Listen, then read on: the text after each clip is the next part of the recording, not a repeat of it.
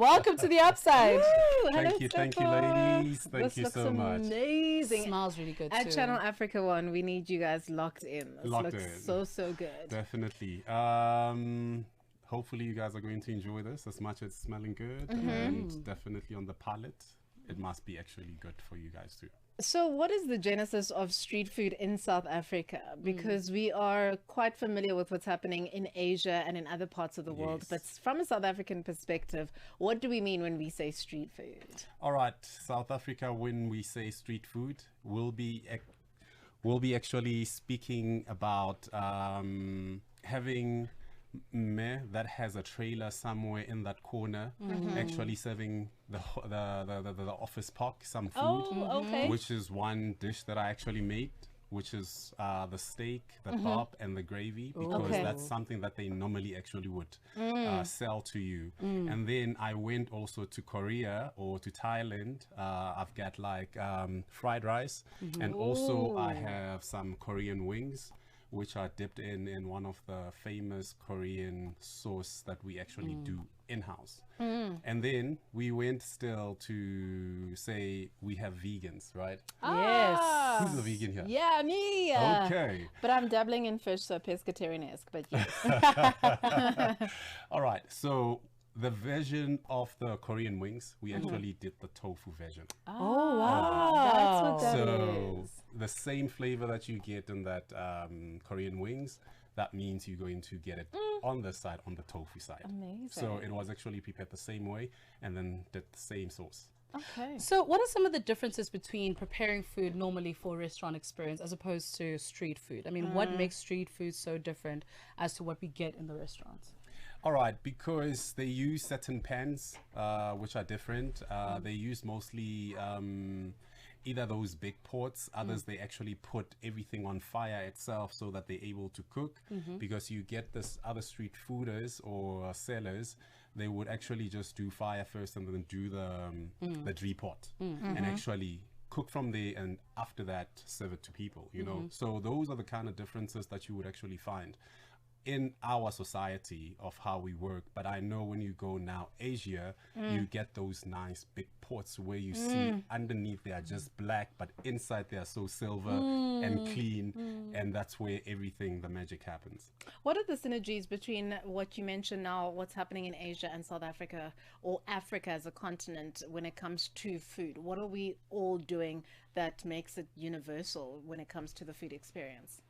The food experience, for it to be universal, I think if you travel, or a person who travels all around the countries, they're able to actually identify about cultures. That's the first thing that it actually does, because if you go to South Africa and if you are traveling in South Africa, you would know that our favorite food, just to make an example, if you had to go for a dessert like malva pudding plus custard, that's South African.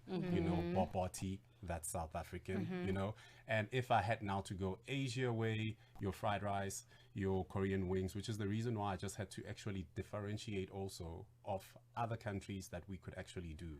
And if you had to go for isbindi, like gamaimai, you know, the ox one, it actually just tells you that SA has just something different that is going on in terms of braaiing, in terms of how we prepare our food on the fire and all that, which now it's just a culture for us. I'm hearing that you guys are eating isbindis, the ox, for the first time ever. Is that a thing?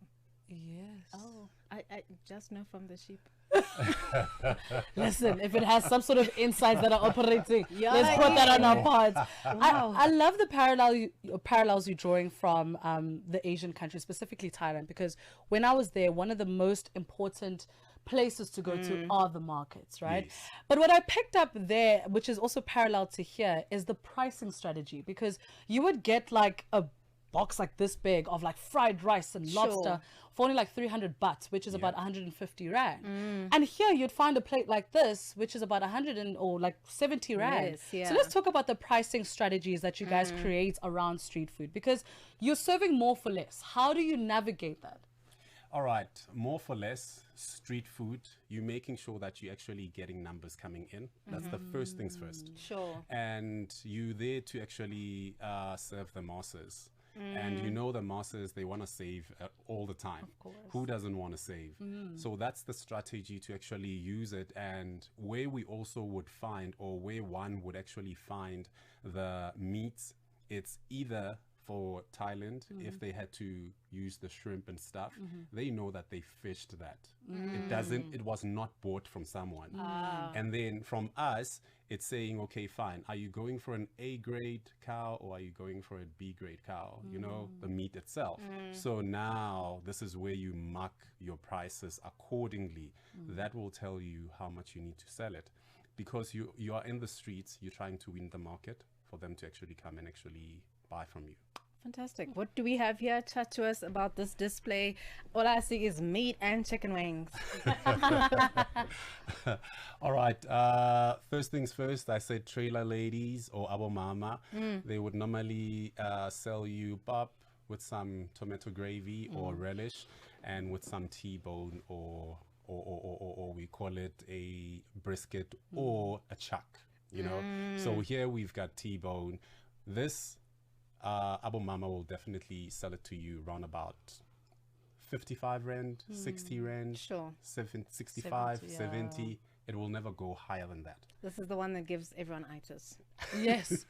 That second half of your work day is done. It's finished after this. What's next? And then next, I've got the fried rice. So fried rice, we do it the way the Thai do it. With mixing all what is needed inside. Sure. And did you guys know why they actually came up with fried rice? No. So fried rice came from, it's a rice that was not used the day before, and then you actually put in the fridge. If it's not used within probably a day or two, you actually still need to sell it. So how you sell it, now you do fried rice with it. So you've got starch, you've got so much of veggies, you've got some flavor in it, you've got like something that's nice. So that's how fried rice actually came up. So it's repurposing the rice from the day rice before. from the day before. Cycle So that chow. you don't actually just throw away food. you Yeah, know? So that's smart. how the market of restaurateurs actually thinks. In Thailand, that's how they actually came up with it. And then Delicious. She's excited about that. okay, there you've got amadombolo. Yes, Looks so good They and look so sexy and cute. beautiful and cute. And then, as you yes. mentioned, the tofu The wings. tofu, yes. So that's the Korean tofu. Still the same flavor as the wings. Okay. And you actually would get some nice flavors in it. And then what's in the middle is your chicken livers, peri chicken livers. I love my job. We can't wait to dig in. We're going to chat more with you. Chef Tshepo joining us on the Upside this afternoon. Thank you for being here, but don't go anywhere. It Thank is you. 3 Central African time. If we come back